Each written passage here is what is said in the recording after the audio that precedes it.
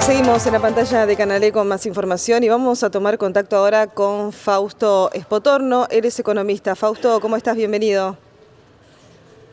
¿Qué tal? Bueno, ¿cómo le va? Bien, gracias por recibirnos. Bueno, Fausto, ya a 10 meses del gobierno del presidente Javier Milei, ¿qué avance podemos hacer a grandes rasgos? ¿Qué evaluación? Bueno, ha habido avances importantes. En primer lugar, la eliminación del déficit fiscal es un gran avance. Ujú. Recordemos que el déficit fiscal es uno de los grandes problemas que tuvo Argentina históricamente. Casi todas las crisis económicas argentinas son producto de un déficit fiscal muy elevado, que terminaron provocando o un problema inflacionario o un problema de deuda. En segundo lugar, se ordenó el balance del Banco Central, que estaba profundamente desordenado por el gran deuda que tenía, por la gran deuda que tenía el Banco Central, el pasivo, los que eran los pasivos remunerados del Banco Central, que terminaban pagando a más tasa del 120% el año pasado y generaban un proceso de emisión monetaria continua, porque había que pagar sus intereses y el Banco Central no tenía ingresos, por lo tanto todos esos intereses se pagaban con emisión monetaria. Y diría que el resultado de haber trabajado en esos dos aspectos es que la inflación termina bajando considerablemente. Hoy estamos hablando ya de una inflación del 3,5% en septiembre y creemos que en octubre se va a repetir un número como ese o más bajo.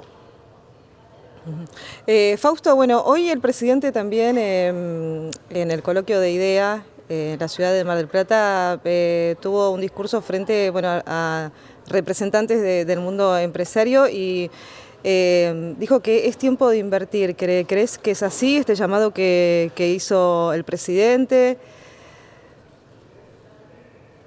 A ver, yo entiendo por qué lo dice el presidente, está pidiendo inversiones Ujú. en base a la baja de inflación, el equilibrio fiscal, pero la verdad, la inversión está realmente baja en Argentina.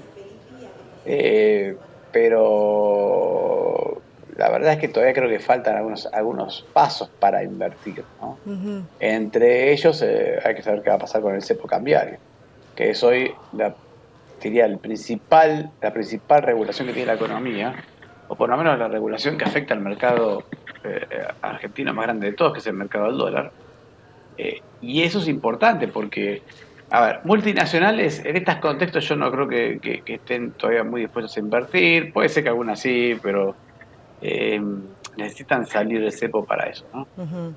Hay muchas deudas de dividendos, mucha deuda con proveedores, que todavía no se ha solucionado y es difícil que se hagan inversiones de ese lado. Sí, donde hay inversiones y donde estamos viendo algún interés importante es en el sector energético, en el sector minero, en el sector agropecuario y tenía en el sector de finanzas, donde sí se está viendo mucha colocación de deuda para inversiones, pero no sé si es suficiente, ¿no? Por otra parte, el sector de la construcción, que es uno de los sectores que más empuja la inversión en general, está teniendo un problema de costo bastante relevante. Eh, Entonces, creo que todavía hay que destrabar algunos obstáculos para empezar a ver inversiones. claro. Creo que en algunos sectores se da, pero no todos. Bueno, hoy también cambió el pago, el tiempo de pago a los importadores a 30 días. ¿Crees que esto es un paso también para ir levantando de a poco esas restricciones cambiarias? Yo creo que es un paso en ese camino. Para mí, el gobierno está viendo que el escenario macroeconómico está bastante propicio a levantar el cepo, ¿no? Las condiciones son bastante positivas. ¿Y por qué? Porque vemos que las reservas están reacomodándose, están subiendo un poco las reservas, la brecha cambiaria está achicándose, la inflación está bajando. Y la verdad que esas son condiciones interesantes para ir sacando regulaciones que afecten al mercado de cambios. Y yo Claro. creo que el gobierno se está preparando para eso. Tampoco creo que el gobierno saque el cepo de un día para el otro todo junto, pero me parece que es razonable que esté pensando en ese tipo de reflexiones, de ir levantando ese tipo de reflexiones. O sea que lo tendría que hacer de forma gradual. Y este acortamiento de la brecha que vimos en estos últimos días, bueno, se disparó el blue también hace esta semana, por lo menos tuvo mucha volatilidad.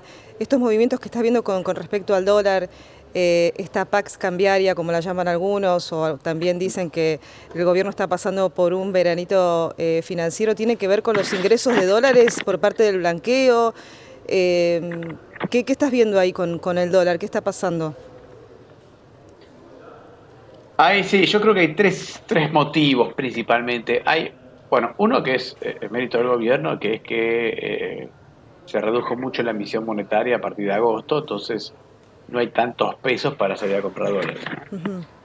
Eh, en segundo lugar, te diría que hay un fenómeno internacional y es que Estados Unidos comenzó a bajar las tasas de interés y eso hace que los países emergentes se vuelvan un poco más atractivos. También bajó el dólar en Brasil y en los países aledaños, ¿no? Y finalmente diría que está todo este efecto local, producto de la moratoria, blanqueo, algunas colocaciones de deuda del sector privado, grandes, que te decía antes, que hace que algunos liquiden atrás del mercado de contado con liquidación los fondos obtenidos. Y toda esa mezcla de cosas es lo que está hoy provocando una baja de la brecha cambiaria, que por otra parte es muy bienvenida justamente para poder salir de cepo en algún momento, ¿no? Pero te diría, de esos componentes hay uno que es estructural, que es la baja del déficit fiscal y la baja emisión monetaria, pero hay otros dos que son, no te diría coyunturales totalmente, el último por decir, pero son más volátiles, ¿no? Ahora, Fausto, inversiones como el RIGI también, ¿crees que pueden atraer a esas grandes inversiones? ¿Cómo estás viendo la propuesta que también implementó el gobierno en ese sentido? Yo creo que el RIGI sí puede andar, creo que hay proyectos dando vueltas, pero me parece que al fin de la historia eh, el resto de los sectores también deberían tener beneficios de ese tipo, no solo por lo menos el resto de las inversiones. Porque en general cuando se hace este tipo de grandes inversiones, no, estos grandes bloques de inversiones, estas empresas terminan también con proveedores que tienen que invertir, algunos son pequeños, algunos son grandes. O sea, vos pensás que para hacer una inversión minera grande, no solamente se necesita la minera, también tiene que invertir la gente que hace catering para la minería. También tiene que invertir la gente que tiene flota de camiones o flota de camionetas, ¿no? Y no, todos ellos no están alcanzados por el ritmo. Claro. Entonces, en algunos casos el cepo no hace de mucho daño, en otros sí.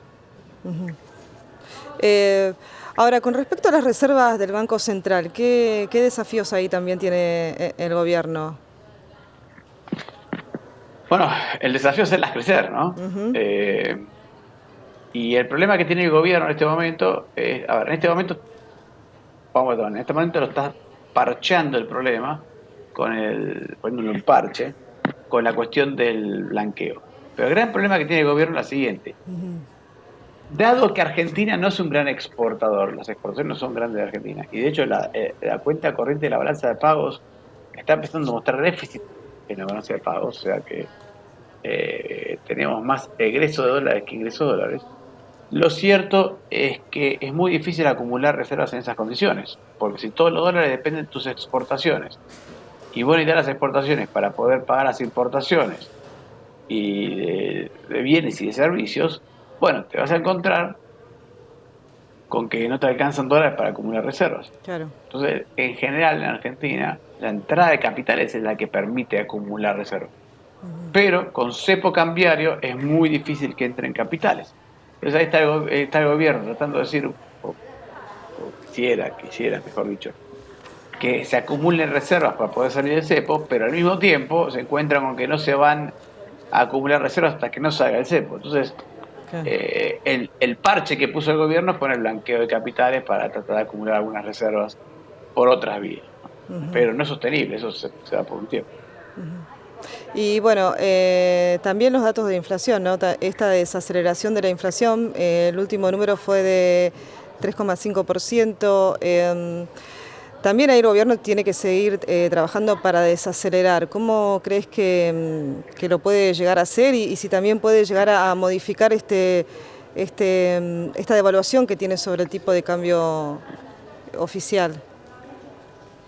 Mira, eh, Yo lo que veo es lo siguiente, en materia de inflación estamos viendo los datos de octubre que vienen bastante bien, o Ujú. sea que podría ser como la de septiembre o más abajo, empezamos a ver como que empieza a bajar de nuevo la inflación. El gobierno está planteando dos temas adicionales para bajar la inflación, que son la baja de alícuotas para importación Sí. y en diciembre finalmente la caída del impuesto país, ¿no? Entonces eso yo creo que va a ir presionando a la baja a la inflación de acá a fin de año seguramente.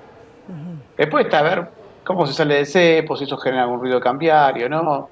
Eh, la verdad es que yo creo que así como viene la cosa, se puede salir del cepo con un efecto cambiario relativamente chico y efecto inflacionario también relativamente chico.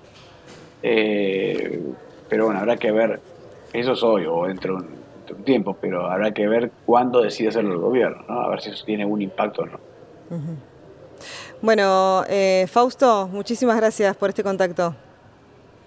De nada, hasta luego.